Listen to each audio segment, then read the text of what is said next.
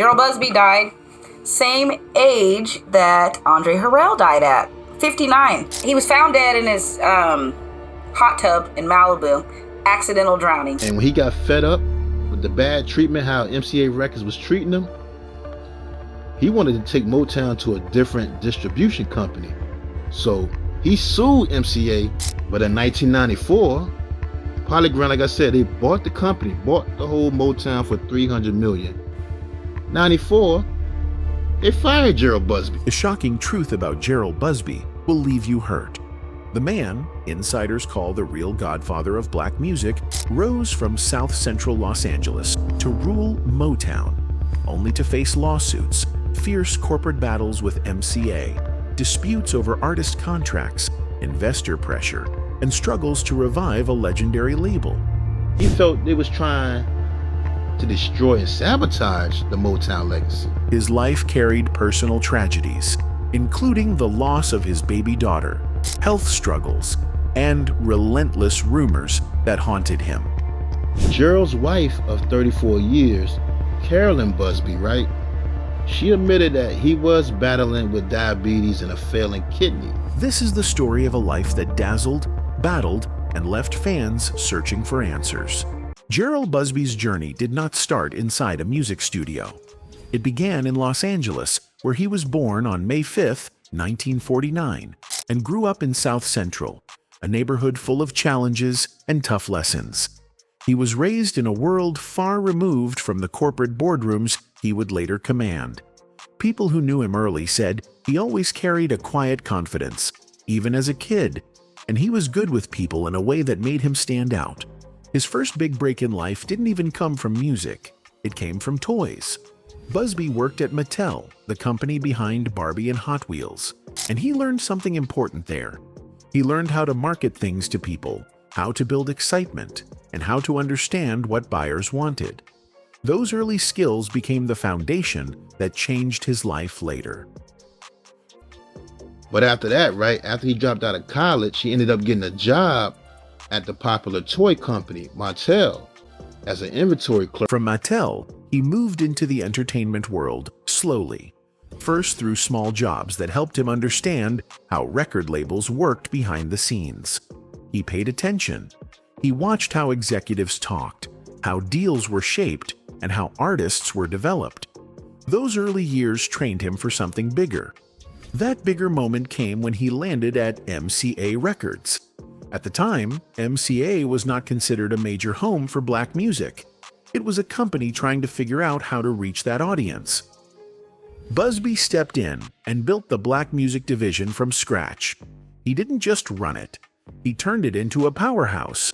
Under his leadership, that department became one of the most successful divisions MCA had ever seen. 1984, Jheryl, he left A&M Records and was hired at MCA Records to build a black music division like Clive Davis did at CBS. Artists trusted him. They said he understood the culture in a way many executives didn't. He knew the streets and he knew the business. And that mix made him one of the most important rising executives in the late 1980s. During this time, he built a reputation as a man who could see potential early. He helped push acts and projects that other people didn't fully believe in at first. He had an ear, but more importantly, he had vision. That vision caught the attention of some very powerful people. You know, he was very responsible for taking New Edition from boys to men, which is a tough transition for any artist to go from a kid to an adult. You know what I mean? By 1988, Motown Records needed help. The label that once ruled American music was struggling badly. Sales were down.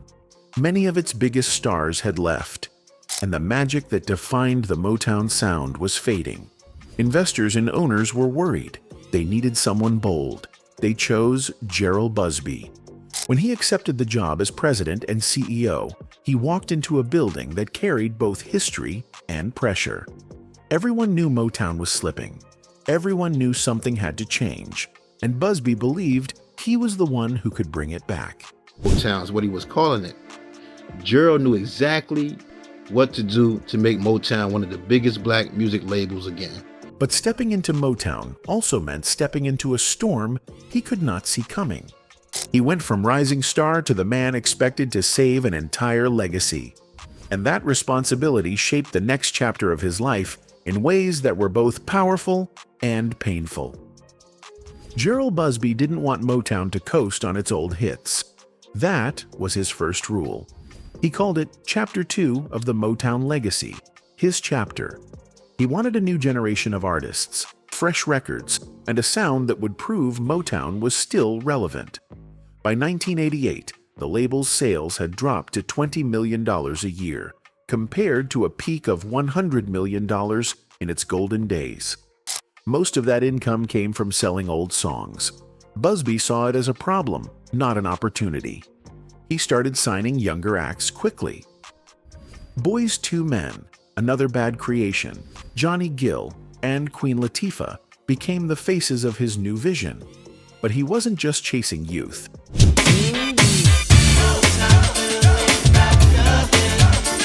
He brought Diana Ross back to Motown after she had left for RCA in 1981. That move alone sent waves through the industry, signaling that Busby meant business. Diana Ross has recently rejoined Motown Records, where she achieved her greatest success.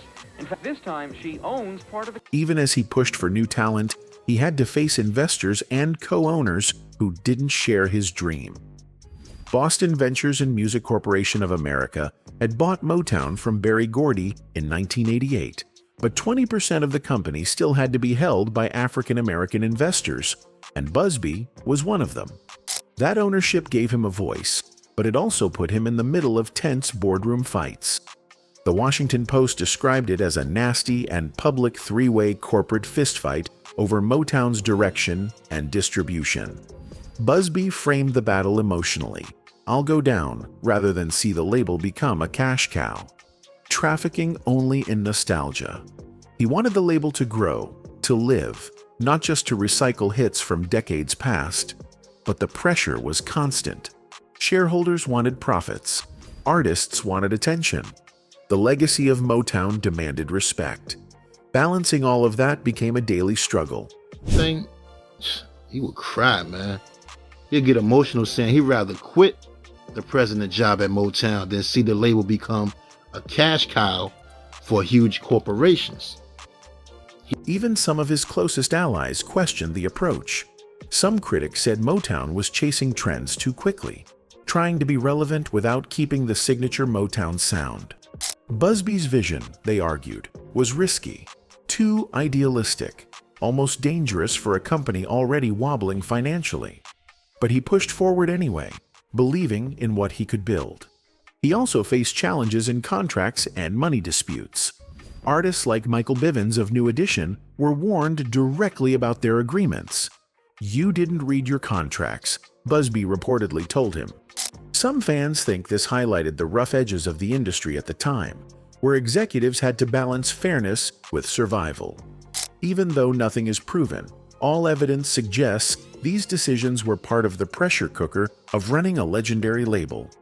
By 1990, 5 songs from Motown had reached #1 on the R&B charts.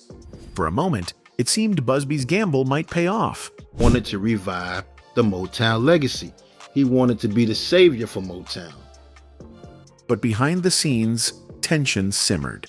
Investors pressured him to focus on profits.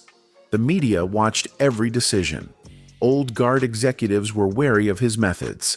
And through it all, Busby refused to compromise on his dream of a Motown that mattered for a new generation. Chapter 2 of Motown under Busby was more than a corporate revival. It was a battle between legacy and innovation, risk and safety, youth and tradition. And that battle would shape the next storm of his career. A clash with MCA that nearly tore everything apart. By the early 1990s, Jheryl Busby's Motown revival was running full speed, but not everyone was happy. One of the biggest storms came from a place most fans never saw, the boardroom and the legal offices. Motown's distributor, MCA Records, was also part owner, and the relationship quickly turned tense. According to multiple sources, Busby accused MCA of ineptitude and deliberate misconduct and said they had egregious distribution failures. Fans went crazy, saying this could sink Motown's comeback.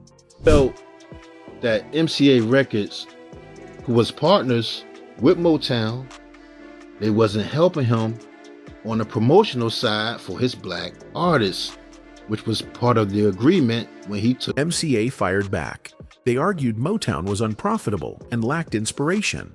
Some conspiracy theories reveal that the label's distribution problems weren't just bad luck.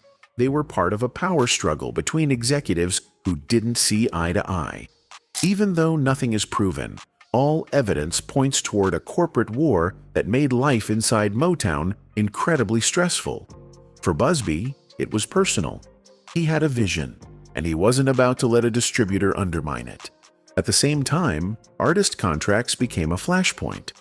Michael Bivins from New Edition remembered a conversation where Busby told him, "You didn't read your contracts."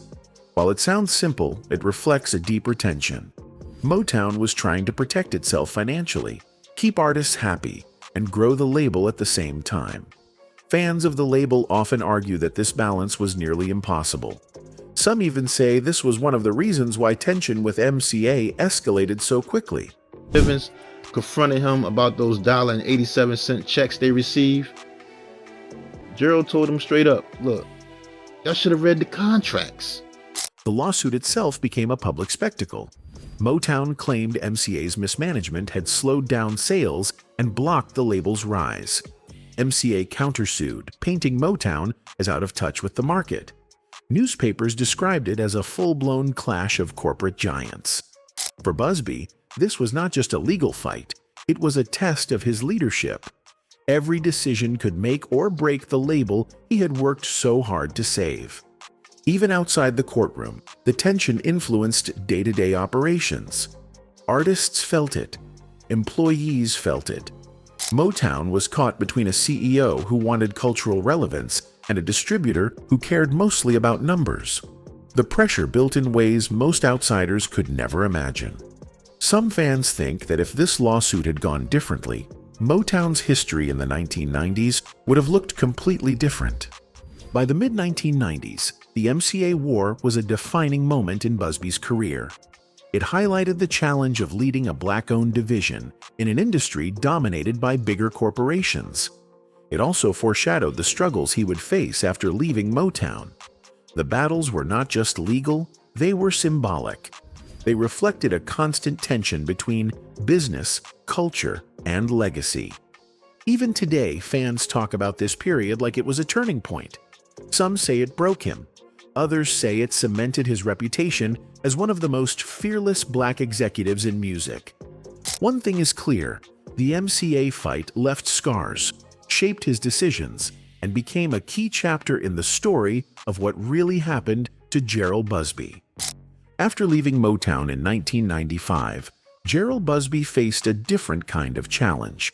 He was no longer running one of the most iconic labels in black music history. His name still carried weight, but the environment was different. The world he had dominated felt smaller, and he was forced to navigate a second act in his career without the same level of influence. In 1998, Busby joined DreamWorks Records, heading the urban division. He tried to bring the same energy and vision he had at Motown, but the landscape had changed. DreamWorks was a new kind of company, corporate pressures were high, and competition was fierce. By 2001, he had left the label, quietly stepping away from the public eye while still trying to make an impact in the industry. He could have went anywhere. Everybody wanted Jheryl to work for their company. Even Disney, because of his track record. Disney wanted him. But DreamWorks Records offered him a job as the head of the urban music division for their company. And he wasn't done yet. In 2004, he became president of Def Soul Classics, and later he co-founded Umbrella Recordings with producer Mike City. In 2004, Def Jam Records made him an offer and named him president of Def Soul Classics, which was their R&B division. They released albums like Carl Thomas's So Much Better in 2007. and Patti LaBelle's first gospel album, The Gospel According to Patti LaBelle. These projects showed that even outside of Motown, Busby still had an eye for talent and a knack for producing quality work. But none of these ventures captured the same public attention he once commanded, and fans began to wonder if the pressure of his Motown years had taken a toll. Behind the business, Busby was carrying heavy personal grief. Maricopa Lifestyle magazine reported that he had lost his baby daughter, Sequoia, to sudden infant syndrome. The death left a deep mark on him, a pain that friends say he never fully spoke about publicly. At the same time, he was dealing with emotional wounds from his past that few people knew about.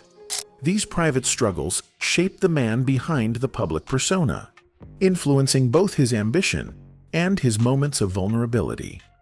Some conspiracy theories reveal that his personal life, grief, and trauma influenced his decisions in ways outsiders didn't always understand. Even though nothing is proven, all evidence suggests that the weight of loss and personal struggle added layers to his public battles with investors, artists, and the media. This period also revealed another side of Busby: his dedication. Despite the setbacks, he continued to invest time, energy, and resources into projects that mattered to him. He stayed connected to the music he loved, even if the fame and glory weren't the same. Fans of Motown remember this era as quieter, but insiders saw it as a man still fighting, still pushing, even when the world around him was changing. And yet, the pressures were unrelenting. The combination of a high-profile career, unresolved grief, and ongoing industry tensions set the stage for a chapter that no one could predict. His health, long ignored in the hustle of work and ambition, was beginning to falter. Diabetes and other complications, noted in several obituaries, were quietly affecting him. These factors weren't scandals, they were the human realities behind a man who had been a powerhouse in an unforgiving industry.